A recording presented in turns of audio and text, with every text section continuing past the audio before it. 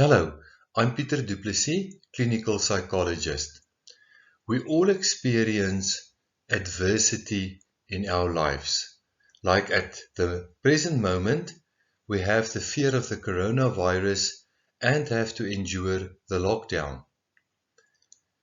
On a positive note, to be okay every day, cultivating our well-being and resilience will be the topic of this presentation.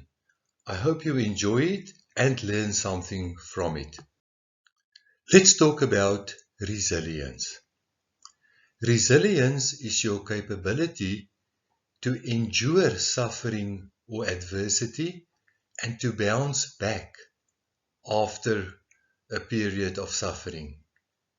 This is something you can cultivate. It's not that some people have it and others don't. It's something that you can increase. You can cultivate and increase your resilience. This is what positive psychology is about. Positive psychology, in addition to other psychological approaches which mainly put the emphasis on fix what's wrong, put the focus on build what's strong. That doesn't mean that other approaches are not necessary. We have to fix what's wrong. You have to see your psychologist or your psychiatrist or receive treatment at times. But we also have to build what's strong. This approach is based on some interesting findings, like the fact that 62.9% of people exposed to intentional trauma never develops a post-traumatic stress disorder. Furthermore, they found that after the 9/11 Twin Towers attack, the vast majority of Americans, instead of experiencing bitterness, reported an attitude of gratitude and a sense of meaning in their lives after the trauma. This is what we mean if we say, build what is strong in a person. How did you cope on your own for so many years? Build on that. Let's now meet some of the pioneers in the field of positive psychology. Viktor Frankl, the author of Man's Search for Meaning, was a well-known neurologist and psychiatrist who survived the Holocaust in Germany, and he proposed that true happiness, that well-being, lies in finding meaning in your life. Mihaly Csikszentmihalyi, sometimes called the father of positive psychology, introduced the concept of flow. Flow is a highly focused mental state in which you are optimal, productive, and content. It's when you sometimes engage in a hobby or a project or some work you enjoy and you just go into the flow, experiencing the moment. Seligman introduced the acronym PERMA, which stands for positivity, or in other words, optimism, engagement in activities like a hobby, work, or something else you enjoy, fostering relationships that might be your support system, friends, family, etc., to find meaning in your life, meaning in what you do, meaning in what you engage in, and then also a sense of appreciation, to appreciate life. Richard Davidson, a professor in psychology and psychiatry, is well known for his research in brain plasticity, and that provides the possibility to obtain the skills of well-being. Professor Barbara Fredrickson is doing extensive research on cultivating well-being and resilience by actively focusing on positive emotions. The very important role that focusing on a positive emotion, even for a short time, makes a vast difference in your life. Standing on the shoulders of these giants, I'm going to try to apply positive psychology in this presentation under the topic on a positive note. be okay every day. And by doing that, cultivating well-being and resilience. Before getting to be okay every day, let's look at the brain for a minute. Relevant to our topic, two parts of the brain are important. The alarm system. The alarm system, the amygdala, has to do with your survival. It's like an alarm working 24/7, always on the lookout for any possible threat.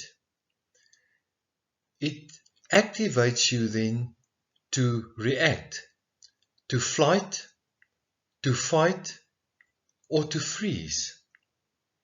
The alarm is always active, always looking out for what we can say a negative, something negative. Just, in other words, focusing on the negative that might be a threat to your life. The other part that's relevant is our control system, mainly the frontal lobes and the upper cortex. The control system is more rational, evaluates, look at something and say, no, this is not really a threat. You can do this. This is not a big problem. We can overcome it. So while the alarm only focuses negative and makes you aware of it, the control system must sort of evaluate and put things into perspective. But very, very often, the alarm just takes over. They call it the amygdala attack, where the alarm just takes over and makes you flight, fight, freeze. In other words, to focus entirely negative on something that's perceived. That brings us to negative emotions. Remember, it is normal to experience negative emotions.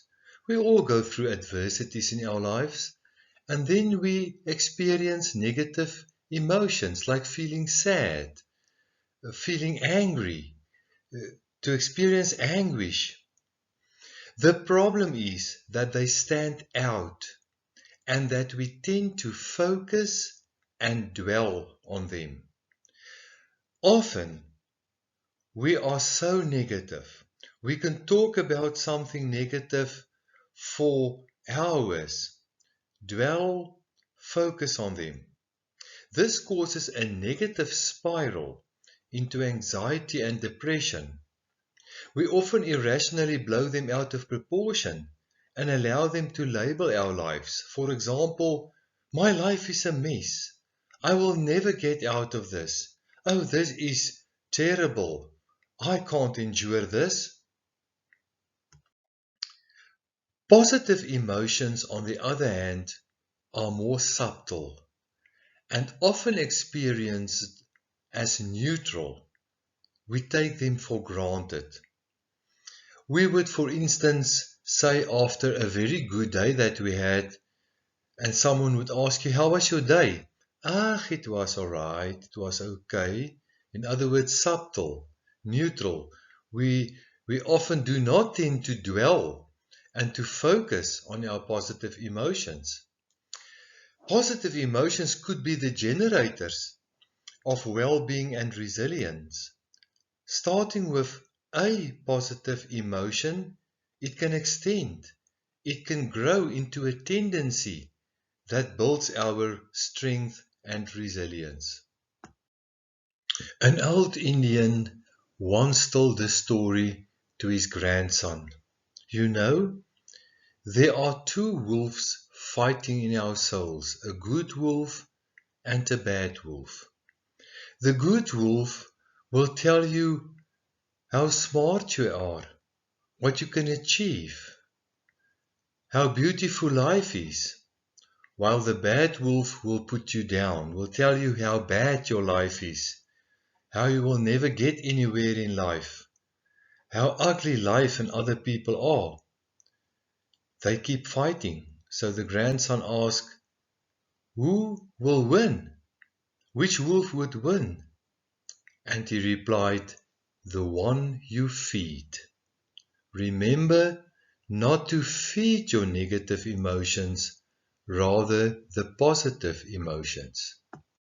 So, how can we utilize our brain plasticity? In other words, the possibility for the brain to form new pathways, to build new neurons, to make us more positive and resilient. How can we practically contribute to our well-being and our resilience? Be okay every day. Okay is an acronym for be open, be kind, be appreciative, be yourself.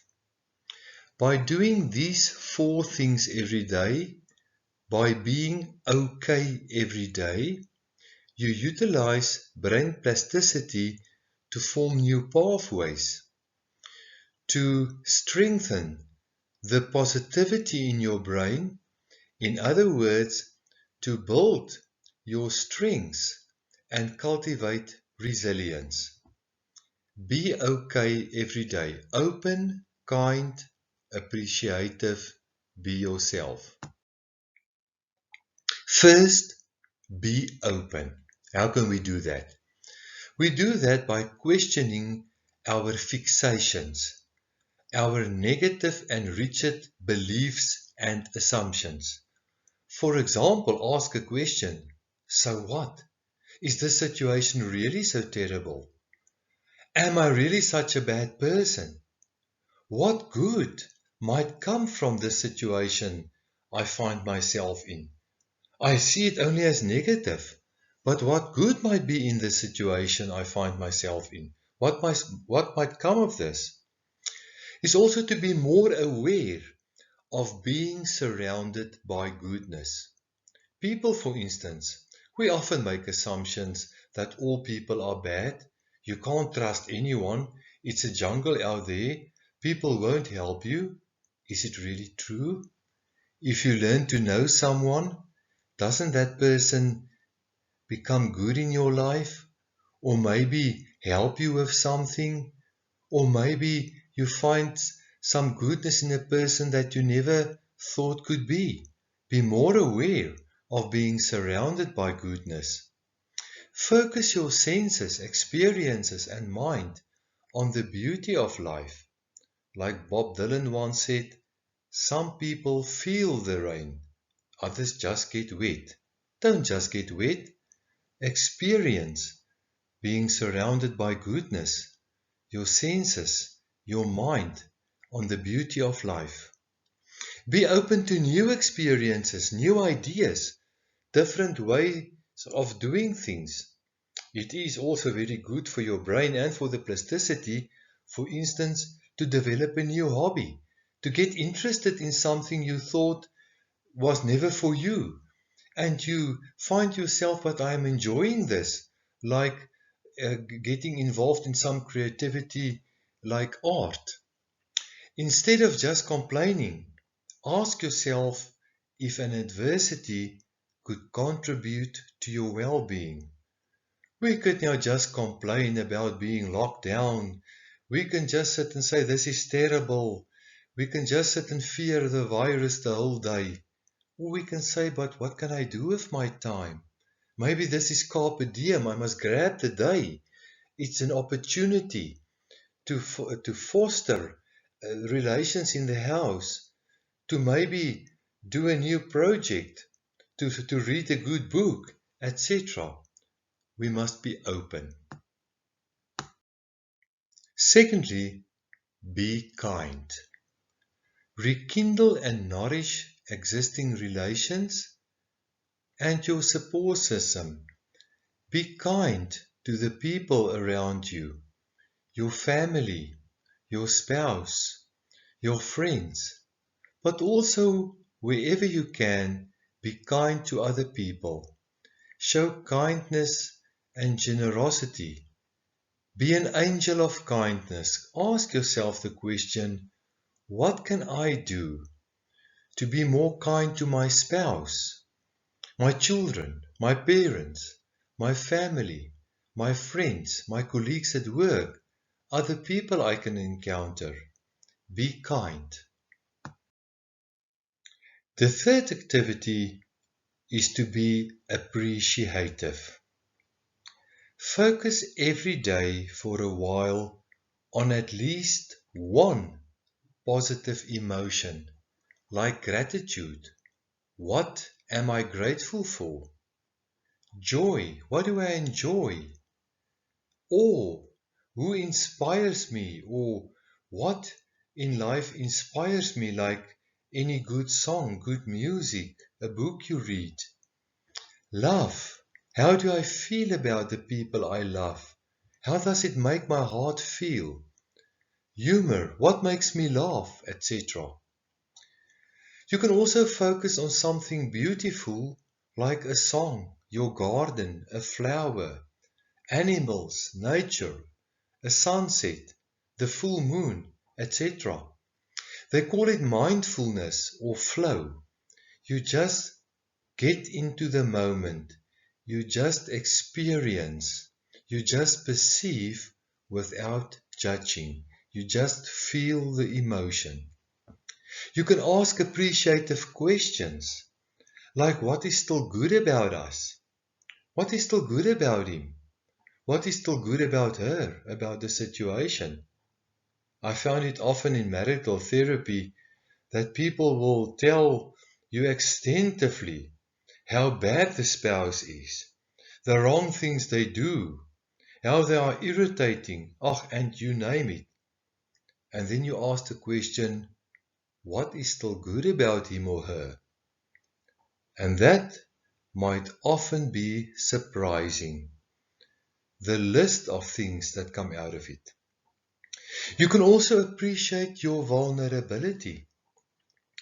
The fact that something good might come from being vulnerable, about being uncertain, from adversity. If we take the coronavirus crisis and the lockdown, yes, there are a lot of things negative about it. The economy that's crunching, all the work that's not being done, all the uncomfort we must all endure. But what good might come from this? How will we most probably grow stronger, like Kelly Clarkson in the song say, what doesn't kill you makes you stronger. Be appreciative. You can take gratitude as an example to practice. Every day, think about 3 things that were good about the day or good about your life in general. Do that every day. What am I grateful for? It will be surprising to it. Then be yourself. Authentic happiness is to reflect on who you are, not what people want you to be. Reflect on your values. What matters most to you? What's important to you? Your ideals and dreams, your strengths and your weaknesses. That makes you the unique person you are. Celebrate that. Stop pretending, wearing masks, playing games. You do not have to be somebody else or to be the woman or the man the media says you must be. Don't be a person that the media wants you to be and make money out of it. Be yourself. You can do this by reflecting on your values. Take time, write it down. Take a moment of silence and sit and think about it. What really matters most to me? Who are the important people in my life?